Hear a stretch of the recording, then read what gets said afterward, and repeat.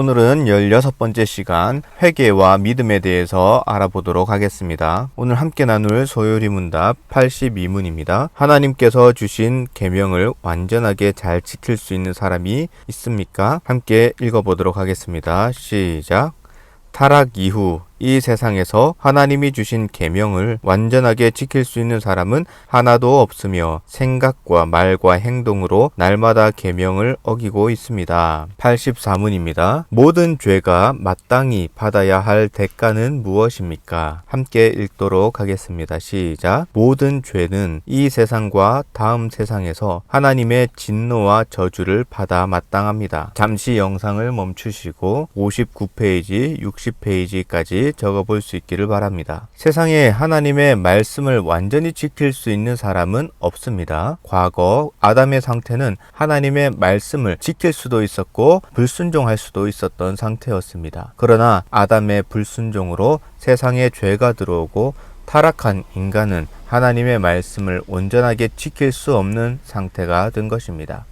우리가 하나님의 말씀을 온전하게 지킬 수 있게 되는 것은 언제입니까? 바로 죽음 이후에 부활을 하고 우리의 구원이 완성되는 하나님 나라에 가게 되면 그때는 모든 성도들이 하나님의 말씀에 불순종할 수가 없고 온전히 순종할 수밖에 없는 상태가 됩니다. 이 그림을 보면서 우리가 알아야 하는 것은 과거에 죄를 짓기 전 아담을 우리가 절대 부러워할 필요가 없다라는 것입니다. 어떤 사람들은 자신이 온전히 하나님께 순종하지 못하는 그러한 모습을 보면서 타락 이전에 하나님과 교제를 나눴던 아담의 상태를 부러워하는 사람들도 있습니다. 우리는 그 마음을 충분히 이해를 합니다. 그러나 우리가 알아야 하는 것은 아담은 하나님의 말씀에 온전히 순종할 수도 있었지만 우리가 잘 알다시피 불순종할 수도 있었다는 것입니다. 하지만 예수 그리스도로 말미암아 구원이 완성된 이후에 우리들은 하나님의 말씀에 온전히 순종할 수밖에 없는 상태가 되기 때문에 어찌 보면 타락 이전의 아담보다 더 나은 상태가 된다고 볼 수 있습니다. 물론 우리의 현재 상태는 온전히 순종할 수가 없고 불순종할 수밖에 없는 그러한 상태에 있다는 것이 문제입니다. 오늘 우리는 죄로 말미암아 온전히 순종하지 못하는 우리들의 문제들을 한번 다뤄보도록 하겠습니다. 이처럼 완벽하게 지킬 수도 없고 그 결과로 하나님의 진노를 당할 수밖에 없는 우리에게 하나님께서 율법을 주신 이유가 무엇이겠습니까? 당연히 우리를 괴롭히기 위해서 그렇게 하신 것은 아닙니다. 먼저 하나님께서 우리에게 율법을 주심으로 인간에게 삶의 기준이 생기고 모범이 생기게 됩니다. 만일 우리나라에 헌법이 없고 도로에 교통법규가 없다고 생각을 한다면 세상은 엉망진창이 될 것이고 끔찍한 범죄들이 넘쳐나게 될 것입니다. 비록 사람들이 완벽하게 지킬 수는 없지만 하나님의 율법이 세상의 죄가 억제되도록 하는 역할을 하는 겁니다. 두 번째로 하나님의 율법이 우리의 죄를 깨닫게 해주기 때문인데요. 우리나라에 헌법이 없다면은 범죄자들을 죄인으로 심판할 수가 없습니다. 그리고 죄를 알지 못한다면 자신이 행하는 것이 죄인지 아닌지 모릅니다. 그러나 하나님의 법이 있게 되므로 우리는 죄가 무엇인지를 알게 되고 나아가 우리의 한계를 깨닫고 겸손히 하나님을 의지할 수 있게 됩니다. 마지막으로 하나님의 율법은 성도의 삶의 올바른 방향을 제시합니다. 비록 온전하게 지킬 수는 없어도 어떠한 삶이 하나님께서 기뻐하시는 삶인지를 가르쳐 주기 때문입니다. 그러므로 성도는 자신의 죄를 깨달았다면 어떻게 해야 됩니까? 당연한 말이지만 회개를 해야 하고 앞으로도 같은 죄를 반복하지 않도록 죄와 싸워야 합니다. 신앙의 연수가 많아지고 하나님과 점점 가까이 하는 성도는 죄에 대해서 민감해야 합니다. 이것은 결코 다른 사람들을 예리하게 정죄하기 위해서 민감해야 되는 것이 아니라 오히려 자기 자신이 하나님 앞에서 흠이 없고 거룩한 백성이 되기 위해서 죄에 대해서 우리는 예민하게 반응을 해야 하는 것입니다. 그리고 우리가 하나님의 말씀을 점점 알아갈수록 그리고 예배를 드리면 드릴수록 죄에 대해서 조심해야 되는 이유가 있습니다. 그것은 같은 죄를 짓더라도 죄의 경중이 다르기 때문입니다. 사람과의 관계에서의 죄도 역시 피해를 많이 입히면 입힐수록 더 큰 죄라고 우리가 규정을 합니다. 또한 죄를 짓는 사람의 지위가 높으면 높을수록 그 책임도 크게 됩니다. 그래서 야고보서는 이렇게 말씀을 합니다. 야고보서 3장 1절 말씀입니다. 함께 읽도록 하겠습니다. 시작. 내 형제들아, 너희는 선생이 된 우리가 더 큰 심판을 받을 줄 알고 선생이 많이 되지 말라. 야고보서 3장 1절 말씀. 아멘. 죄를 모르고 짓는 것과 죄인 줄 알고 짓는 것에는 큰 차이가 있음을 지적하는 것입니다.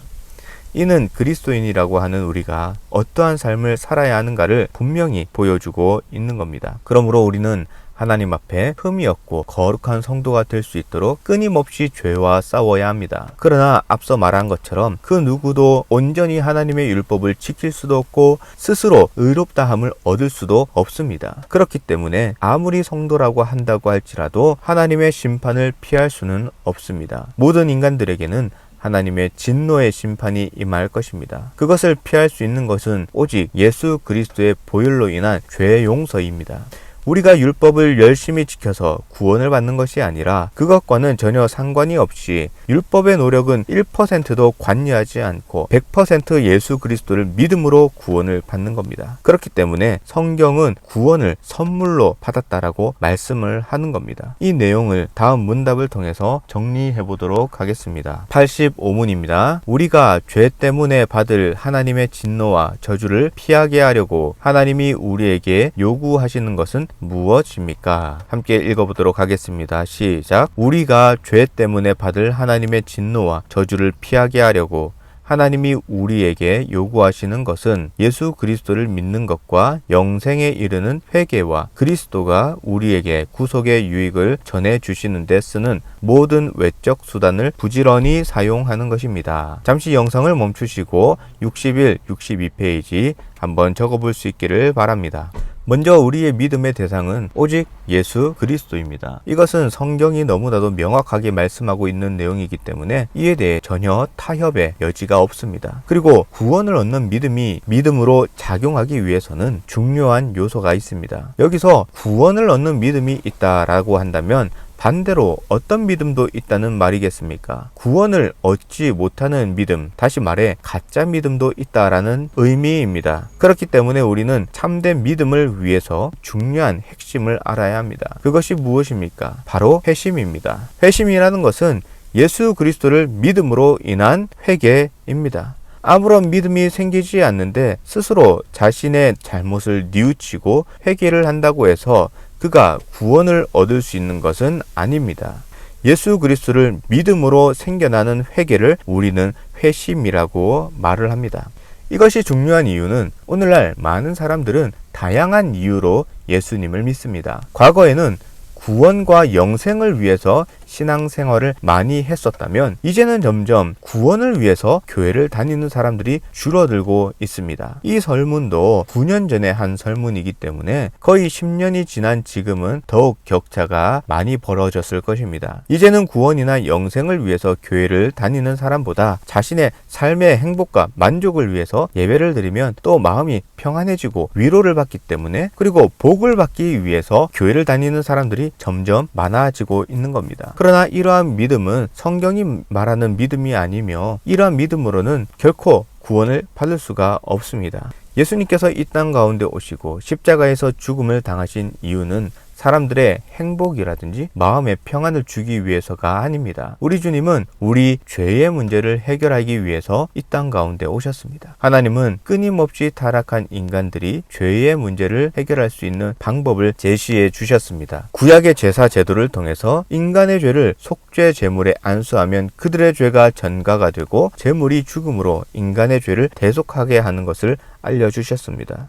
이를 통해 죄를 해결하기 위해서는 반드시 그 죄를 가지고 있는 생명이 죽어야 한다는 것을 알려주십니다.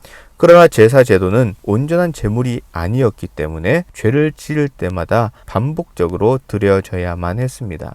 그러나 죄가 없으시고 하나님과 동등하신 예수님께서 인간의 모든 죄를 담당하시고 십자가에서 지옥 형벌을 받으심으로 우리의 모든 죄를 속량하셨습니다. 이 사건으로 인해서 죄로 인해 하나님께 나아갈 수 없었던 인간들이 예수 그리스도의 공로를 힘입어 하나님 앞에 나아갈 수 있게 되고 예배를 드릴 수 있게 되었습니다. 하나님께서 우리에게 예수 그리스도를 보내어 주시고 죄사함을 허락하신 목적이 바로 이것입니다. 죄로 인해 하나님을 예배할 수 없는 인간이 죄 용서를 받아 하나님을 예배하는 것이 하나님의 뜻이며 믿음의 목적입니다. 그렇기 때문에 이러한 믿음을 가진다는 것은 단순히 성경을 읽고 예수님을 믿으면 구원받는다는 사실을 아는 것만으로는 부족합니다. 참된 믿음을 가지기 위해서는 다음 세 가지 요소를 가지고 있어야 하는데요. 이것은 지, 정, 의입니다. 지는 무엇입니까? 지식입니다. 이 지식은 삼위 하나님에 대한 올바른 지식을 가져야 한다는 것입니다. 정은 감정인데요. 우리가 알고 있는 그 모든 지식에 대해서 정서적으로 동의를 해야 합니다. 그리고 의는 의지입니다. 예수님을 나의 구세주로 확실하게 신뢰하고 행동해야 하는 그런 의지도 있어야 합니다. 그러나 이러한 온전한 믿음을 찾는 것은 쉽지 않아 보입니다. 오늘날 여러 교회에서는 지식만 있는 교인들이 많이 있습니다. 이들은 많은 설교들과 성경 공부를 통해서 성경에 나타난 대부분의 진리들을 알고 있습니다. 예수님께서 하나님의 아들이라는 사실과 우리의 죄를 대신하여 십자가에 죽으신 것과 부활, 승천하신 사실들, 그리고 우리에게 천국이 있다라는 그 사실도 다 알고 있습니다. 그럼에도 하나님의 말씀에 순종하지 않는 자들이 있습니다. 이러한 자들을 향해서 야고보 사도는 이렇게 경고를 합니다. 함께 읽어보도록 하겠습니다. 시작. 내가 하나님은 한 분이신 줄을 믿느냐? 잘 하는도다. 귀신들도 믿고 떠느니라. 허탄한 사람아. 행함이 없는 믿음이 헛것인 줄을 알고자 하느냐? 야고보서 2장 19절 20절 말씀. 이러한 지식적인 것들은 사탄과 귀신이 우리보다 훨씬 많이 알고 있습니다. 그럼에도 그들이 구원을 받지 못하는 것은 하나님 말씀에 불순종하기 때문입니다. 만일 우리가 가진 믿음의 근거가 이러한 지식뿐이라면 우리의 믿음은 귀신들보다 못한 믿음이 될 것입니다. 여기서 우리가 오해를 하면 안 될 것은 성경 공부, 지식이 잘못된 것은 결코 아닙니다. 올바른 믿음을 위해서는 올바른 지식이 반드시 있어야 하기 때문에 우리는 열심히 성경 공부를 해야 합니다. 그러나 그것만으로는 부족하다라는 의미입니다. 그렇기 때문에 우리는 지식만으로 만족해서는 안 됩니다. 그리고 또 다른 부류들이 있습니다. 지식적인 믿음도 있고 감정도 있습니다. 그러나 의지는 없습니다. 이러한 사람들은 예수님의 복음을 들을 때에 말씀으로 잘 받아들이고 진심으로 기뻐하고 찬양도 합니다. 그리고 말씀대로 살아가려고 노력도 해봅니다. 그러나 어려움이 생기면 믿음을 포기하고 끝까지 믿음을 지키려는 의지가 없습니다. 성경은 이러한 믿음에 대해서 씨 뿌리는 비유로 설명을 합니다. 마태복음 13장 21절 말씀에 함께 읽어보도록 하겠습니다. 시작. 그 속에 뿌리가 없어 잠시 견디다가 말씀으로 말미암아 환난이나 박해가 일어날 때에는 곧 넘어지는 자요. 마태복음 13장 21절 말씀. 이러한 자는 설교를 들을 때는 기쁨으로 반응하고 말씀을 이해합니다. 그리고 그 말씀을 듣고 은혜도 받고 말씀에 동의를 합니다. 그러나 잠깐은 믿음이 좋은 것처럼 보이지만 작은 어려움이나 근심, 염려가 생기면 믿음을 포기하는 자들입니다. 최근 들어 교회를 떠나는 사람들에 대한 설문조사의 결과입니다. 물론 교회 안에 여러 문제들이 있고 교회들이 회개하며 변화되어야 하는 부분들이 있습니다. 그리스도인이라고 교회 공동체라고 하는 사람들이 하나님의 말씀을 가볍게 여기고 멸시한 결과로 썩은 열매들이 맺어진 것입니다. 이 결과로 많은 사람들이 교회의 이미지가 나빠졌다고 해서 사람들에게 이미지가 좋은 다른 종교들을 택한다고 합니다. 이에 대해 주님은 썩은 열매를 맺은 교회들에 대해서 분명히 책임을 물으실 것입니다. 그러나 동시에 자신의 이미지를 위해 교회를 다녔다가 또 자신이 피해를 보지 않기 위해 교회를 떠나는 사람들에 대해서도 하나님은 심판을 하실 것입니다.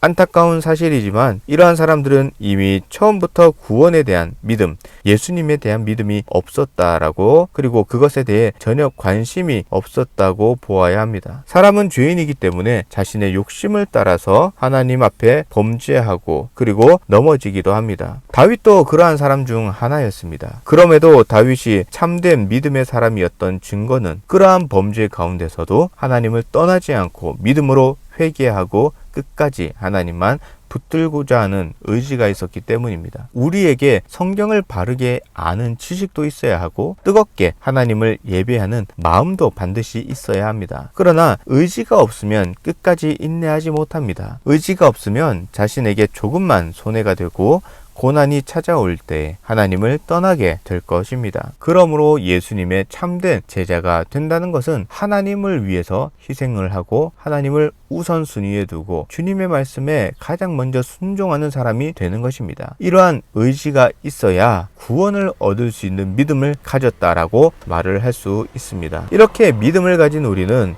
구원이라는 선물을 받습니다. 그러나 오해하면 안 될 것은 이 선물은 우리의 선택과 노력, 의지를 통해서 우리가 믿음을 가지게 된 것이 아니라는 겁니다. 비록 우리가 선택하고 믿음을 가지기 위해서 여러 노력들을 하지만 이 모든 것들을 하나님께서 주신 선물로 보아야 합니다. 에베소서 2장 8절 말씀에 함께 읽어보도록 하겠습니다. 시작. 너희는 그 은혜에 의하여 믿음으로 말미암아 구원을 받았으니 이것은 너희에게서 난 것이 아니요 하나님의 선물이라. 따라서 우리가 예수님을 믿고 구원받은 것은 하나님의 은혜로 말미암은 것이지 우리가 지혜로워서 깨달은 것도 아니고 능력이 있어서 믿게 된 것도 아닙니다. 따라서 우리는 스스로를 높이고 자랑할 것이 아니라 하나님 앞에 감사하며 겸손해야 합니다. 그리고 아무리 회심이 불가능해 보이는 사람조차도 구제불능 같아 보이는 사람조차도 우리가 미리 판단하여서 저 사람이 예수님을 믿는 것은 불가능해. 그러니까 저런 사람들에게는 복음을 전할 필요가 없어. 이렇게 하나님의 능력을 제한해서는 안 된다는 겁니다. 그 누구도 하나님께서 은혜를 베푸신다면 그 인생이 180도 변화가 되고 주의 복음을 위한 군사로 거듭날 수 있음을 우리는 믿어야 합니다. 그리고 그 증거가 우리 자신이 될 수 있기를 바랍니다. 오늘 내용들을 잘 기억하시기를 바라면서 마지막으로 64페이지를 통해서 배운 내용들을 점검하시고 65페이지의 숙제를 다음 주까지 할 수 있기를 바랍니다.